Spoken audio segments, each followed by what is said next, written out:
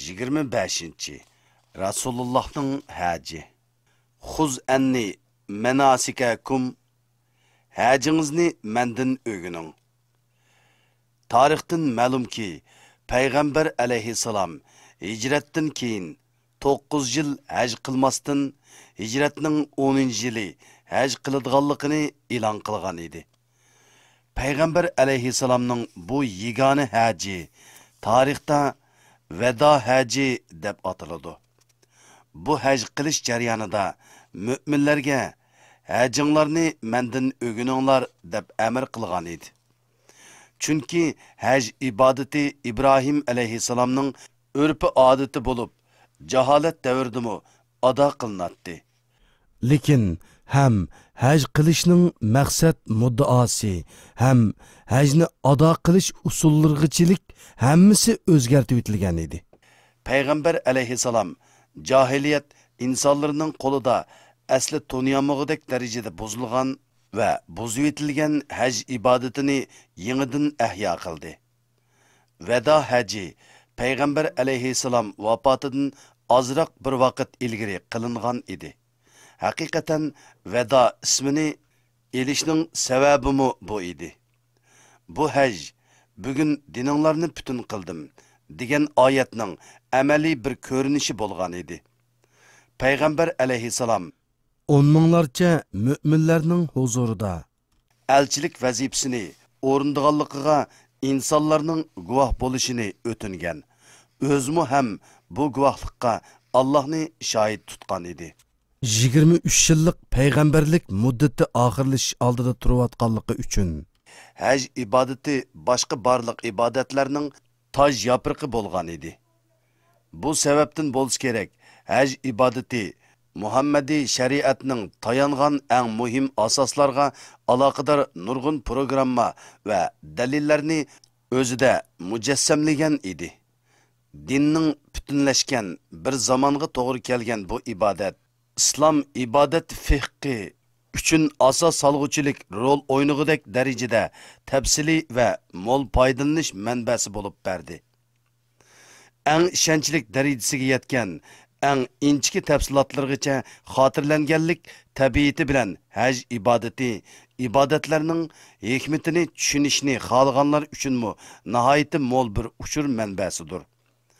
Biz bu yerda hadislarga tema bo'lgan vado hajini naql qilamiz. Buni bayon qilishdagi maqsadimiz haj ilmining haqiqatini o'rganishni xohlagan har qanday bir odamga haqiqiy hajning bo'lsa payg'ambar alayhissalomning haji ekanligidan iborat haqiqatni bayon qilishdir. Musulmonlarning zehnida payg'ambarimizning tasavvuri har xil va farqli bo'lsa-mu, amaliyotda u faqat birla. Ya'ni kelib u birlik etim haj qilgan va bu hajni bütün musulmonlarga ulgi qilib taqdim qilgan edi. Bu taqdim ta'limotni hajingizni mendan eling deyish bilan buyurgan edi. Peyğəmbər əleyhissalamның vəda həcini nurg'unlagan sahabiler rivoyat qilgan edi. Bu naqllarning o'xshamagan bayonlari bilan nurg'unlagan hadislar to'plangan edi. Biz bu hadislarning eng solih va eng mashhurlarini bir yerga yig'ib naql qilamiz. Rivoyatlarning ko'pinchisi Jabir bin Abdullah, Ayşe bint Abu Bakr, Abdullah bin Abbas, Abdullah ibn Ömer ve başqalarga o'xshash oldida mangan solihlar tarafidan rivoyat qilingandir. Bu rivoyatlarni boshda Buxoriy va Muslimdan tortib nurg'unlagan hadis manbalarida o'rtaq va yo yolg'iz holda naql qilingan edi. Rasulullohning sunnati bo'lgan vado hajini naql qilaverib, yeri kelganda hadislarga murojaat qilamiz. Bu farqni sunnat va hadisni ayni deb gumon qilgan o'qirmanlarimizni ogohlantirish uchun qilganligimizni qisqacha bir o'tirg'a qo'ygan bo'ldik. Endi vado hajini bayon qilishga o'tamiz. Rasulullohning haj e'lonini anglagan insonlar uning bilan birlikda haj ibodatini qilish uchun suvdek eqishga boshladi. Rasululloh Madinadan chiqib Zulhulayfa degan yerga kelgan edi. Bu yerda oldi bilan yuyundi, atir surtdi, 2 rakat namoz o'qidi. Beliga belining ostini o'raydigan bir yepincha, ya'ni izar bilan yo'gidi. mo'risidan osti tarafgimi yana boshqa bir rido bilan o'rab ehromga kirdi. Ibn Abbos bilan Mihvar bin Mahrama Abwa degan yer ismi haqida ixtilof qilishgan ekan. Ibn Abbos ehromga kirgan biri beshini yuyalaydi desa, Mihvar yuyolmaydi deydi. Ravi Abdullah bin Hunayn dediki, bunun uchun Ibn Abbos meni Abu Ayyub al-Ansarining yeniga avatdi. Abu Ayyubga ahvolni aytdim. U kiyimlarini beshi ko'ringidek qilib tortdi. Beshiga suv to'kilishini istadi va beshini qo'llari bilan silab yuvdi va dediki, men payg'ambar alayhissalomning mushundaq qilganligini ko'rdim. Buxoriy, Muslim, Nasoiy, Abu Davud, Ibn Majah. Ayşe anamızdan ihromdagilarning vujudini qashlamaydiganligini so'radi. Ayşe shundoq badanini qashlasin, hatto bor kuchi bilan qashlasin dedi. Buxoriy, Muslim, İmam Malik'ten qilingan rivoyatda shu yer ortiq rivoyat qilingan. Qo'llarim bog'lansa va putumdan boshqa qashlaydigan yerim bo'lmas edi, putum bilan qashlagan bo'latdim. Payg'ambar alayhissalom bilan Abu Bakrning barliq yo'l ashyolarını bir to'ga to'shitdi. Bu to'giga qaraydiganga bir qul tayinlangan edi. Arij degan yerga kelganda orqada qolgan bu to'gini saqlayotgan Abu Bakr qulning to'gisiz kelganligini ko'rdi. So'rash orqali to'gini yuturib qo'yganligini uqdi. Bir to'gigimi egi bo'lolmadingmi deb qulini urdi. Payg'ambar alayhissalom bir tarafdan tabassum qilib, yana bir tarafdan shu ihromlikqa qaranglar, nima qilyotidi dedi. Uningdan boshqa bir narsa demidi. Asmodin Ahmad, Abu Davud va Ibn Majah. Payg'ambar alayhissalom Arafatda bir xutba o'qib shundoq dedi. Ostiga yo'gidek ihrom topolmagan to'n kiysin. Sandal topolmasa masjidlarini kiysin. İbn Abbos'tan Buxoriy, Muslim va Ahmad. İhromlik bir kishi vafot bo'ldi. Rasululloh shundoq dedi. Buning beshini yapmanglar. Chunki u qiyomat kuni talbiya etgan holda tiriladi. Rasululloh ihromga kirgandan keyin talbiya etishga boshladi. Labbayk Allohumma labbayk. Labbayk la sharika laka labbayk. İnnel hamde ve nimete leke vel mulik. La şeriki lek. İnsanlardan bazıları o'xshamagan şekilde talbiya etdi. Rasululloh ularga bir nima demidi. Jabirdan Muslim. Abdullah ibn Umar. Labbayk labbayk. Labbayk ve seydeyk. Vel hayru biyadeyk. Labbayk ve ragbe. İleyke vel emel deb talbiya etdi. Nafiddin Malik. İbn Ömer sahabelerinin etgan talbiyasidanmi ortiq qilingan talbiyani anglagan. Faqat ularga hech nima demagan ekan. Abu Davud va Bayhaqi. Payg'ambar alayhissalom talbiya etishni koinotdagi barliq mahluqotlarning ilohiy melodiyasiga qetilish deb qaragan edi. Bu qarshini shundoq tilga olgan edi. Har qanday bir musulmon talbiya etsa, yer yuzining bir uchidan yana bir uchigacha o'ng va so'l tarafida turgan tosh, daraxt, tuproq uning bilan birlikda talbiyada birga bo'ladi. Payg'ambar alayhissalom bu ilohiy shuarning yuqori ovozda aytilishini buyurgan edi. Rasululloh ihromga kirgan Zulhulayfada Asma bint Umays tuqqan edi va o'zining qanday qilishi to'g'riliq savol so'rgan edi.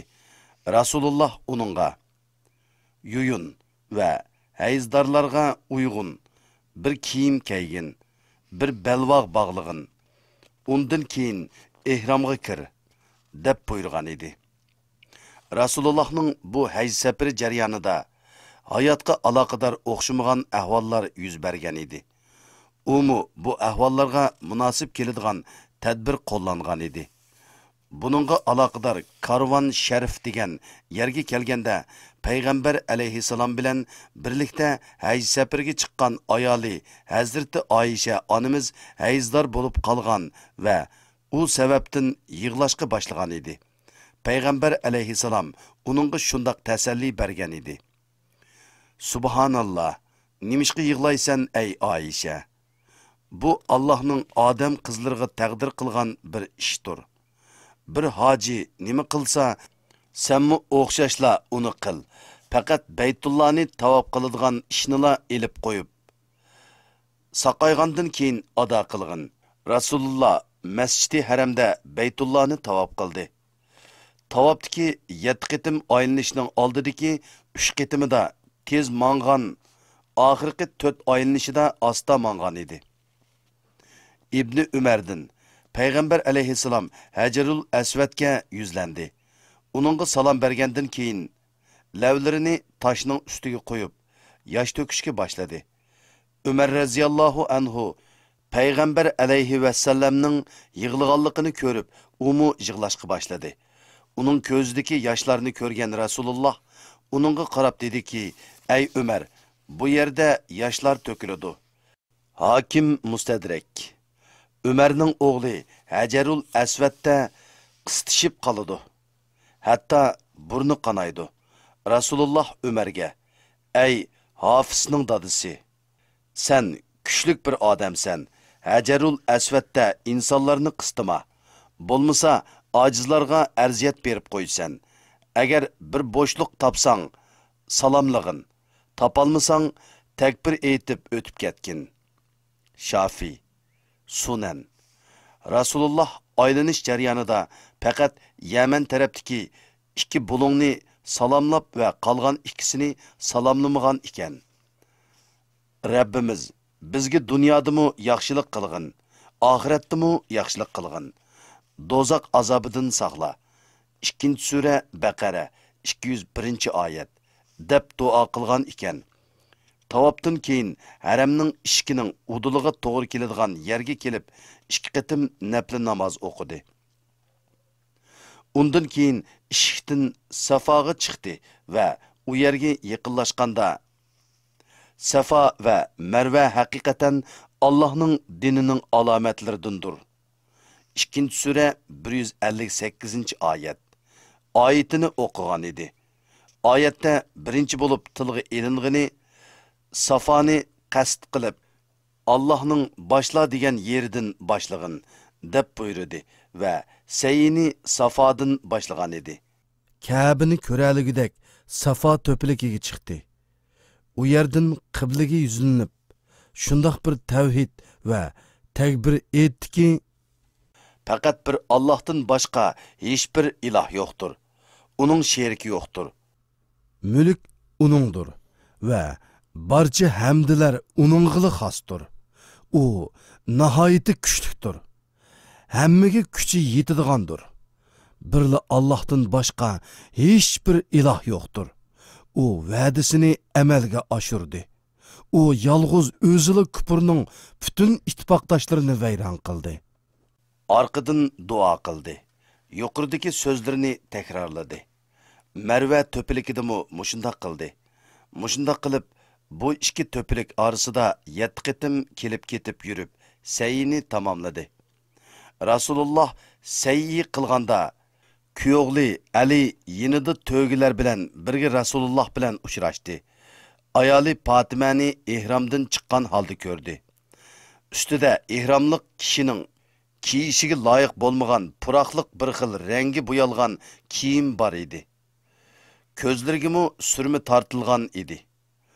Uning bu turqi Alining xushiga yoqmadi.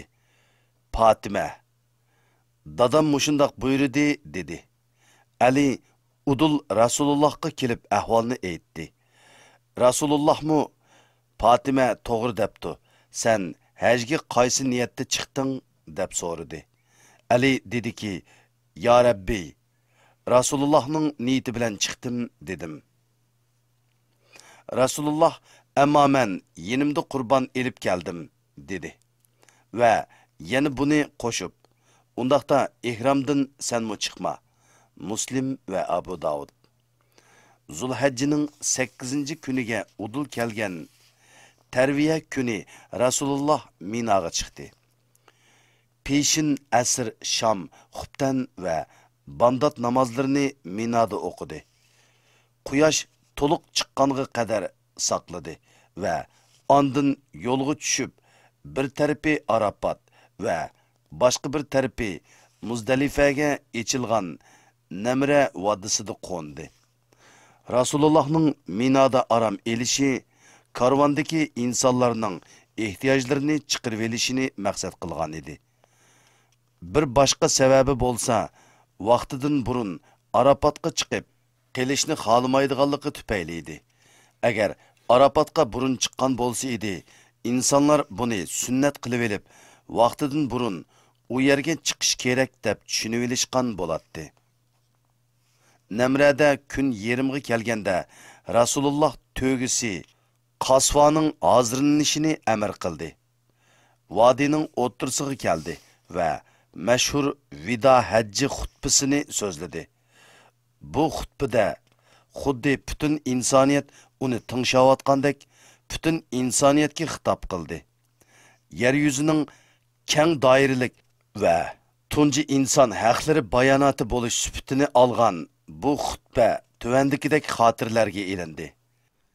Ey insonlar, qonlaringlar, mollaringlar va nomusinglar xuddi sizlar ichida turayotgan mushkun, mushu oy va cheqilishga bo'lmaydigan bu muqaddas tuproq kabi o'xshashli muqaddasdir. Shuni bilinglarki, jahiliyatning har qanday narsasi oyog'imning ostida, jahiliyat vaqtidan qolgan qon davosi hukmsizdir. Bekar qilgan tunji qon davosi bizning qonlarimizdan Ibn Rabiya bin Harisning qinidir.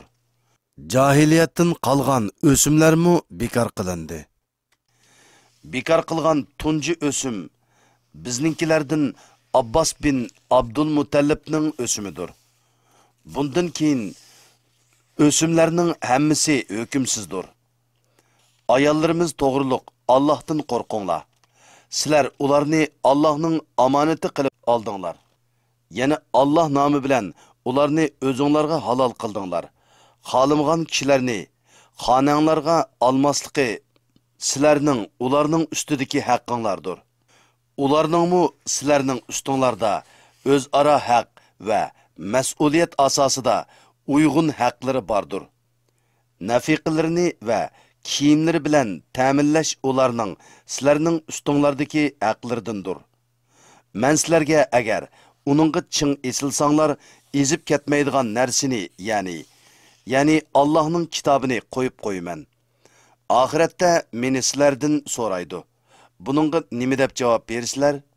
Hammaylan birlikda shahodat aytimizki, sen risolangni tabliğ etding, vazifangni ado qilding va bizga yaxshi tarbiya qilding. Bu vaqtda Rasulullah ishorat barmoqini ko'tarib shundoq dedi: Şahit bol ya Rab. Şahit bol ya Rab. Şahit bol ya Rab. Undan keyin azan o'qilishini va qomat keltirilishini amr qildi. Oldi bilan peshin namozini o'qitdi. Undan keyin yana bir qomat bilan asr namozini o'qitdi. Bularning orasida boshqa bir namoz o'qitmadi. Undan keyin uluqiga mindi. Bir qiyo toshning yeniga kelib, vaqbida turishni davom qildi. Undan keyin Muzdalifaga qarab harakat qildi. Bu yerda sham va xubtan namozini birlikda qildirdi. Keyin tong atqanga qadar istirohat qildi. Ya'ni shu yerda azon va qomat bilan bandat namozini qildirdi. To'gisi Qasvaga minib Mash'aril haramga keldi. U yerda qiblaga yuzlandi. Takbir, tahlil va tavhid keltirdi. Atrop yo'rg'andan keyin kun chiqishdan burun avval u yerdan Minoga qarab yo'lga chiqdi. undan keyin Aqaba jamlisiga keldi. Bu yerda vodiyning ichida turib 7 kichik tosh otdi. G'azzoli shaytonga tosh etish haqida shayton Ibrohimni teriktirdi. İbrahimmu shaytonni ko'rganligi uchun tosh otdi. Ammo meni teriktirmadi va ko'rinmadi deb aqliga ko'ra bir tarzda shaytonga tosh etishdan voz kechadigan biriga mundoq deydi. Bilginki aqlingga kelgan bu fikrning o'zi dal shaytondindir. Sening shaytonga tosh etishingdagi jasoratingni sundirish, sana foydali bo'lmagan narsani xiyol qildirish va bu harakating o'yinga o'xshaydi. Nima uchun bu ishga zaman ayıradigan sen? Deyish uchun sening qalbingga bu fikrni qo'ygandir. Jiddiy bir g'ayrat bilan bu shaytonni tosh bilan urib, bu fikrni hayda. Mushunda qila olsanglar, shaytonning burnini qanitib yerga surtgan bo'lasan. Shuni bilginki, sen ko'rinishda Aqabada shig'il toshlarni otsan. Haqiqatda bo'lsa, toshlarni shaytonning dal o'ziga etib, belini sundirasan. Chunki shaytonning burnini yerga surtish faqat Allohning amriga to'liq taslim bo'lish bilan bo'ladi. Saib bin Malikdin hajda payg'ambar alayhissalom bilan birlikda qaytganimizda ichimizdan ba'zilar men 6 tosh otdim, ba'zilari bo'lsa men 7 tosh otdim deyishgan bo'lsa-mu, ammo bir-birimizni ayblashmagan edik. Ondan keyin Rasululloh qurbonlik qiladigan yerga keldi va o'z qo'li bilan qurbonlikni bo'g'izladi. Buni Allohning o'ziga beg'ishlagan har yilga birdan shukr nishoni bo'lib qolsin deb qilgan edi. Qurbonliklarining go'shidan yedi va uning suyi bilan pishirilgan sho'rpidan ichdi. Uningdan keyin Rasululloh Ka'baga qarab yo'lga chiqdi. Peshin namozini Ka'bada qildi, tavob qildi va Zamzam suyidan ichdi. Mina kunlari tugaganda Abtoqqa tushib, vido qilishdan burunqi eng oxirgi tavofini qildi va u yerdan ayrildi. Boshqa bir rivoyatga qaraganda Rasululloh bu hajdan 55 kun keyin abadiylik yurtiga yurib ketgan edi. Alhamdulillahi Rabbil alamin. Mana bu aql va qudratni berganliging uchun sana sanoqsiz shukrlar bo'lsin.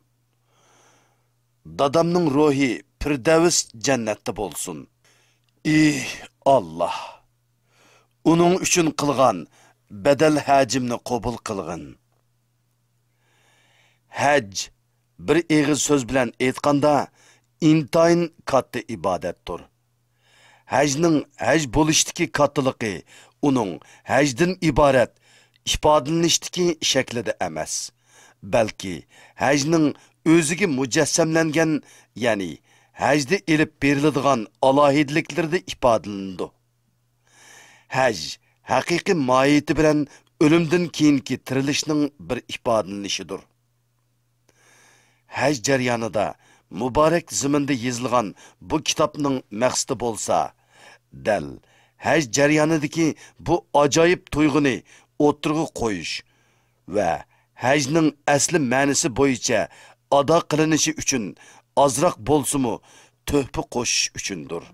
Bu oddiy abzoslar yozilgan batlar ichida ketayotganimizda yuraki badanidan burun harakatlanib, haqiqiy oshiqlik, hurlik va xotirjamlik yurtiga, ya'ni nurning markaziy nuqtasiga qarab qanotlarini ochgan ruhlar.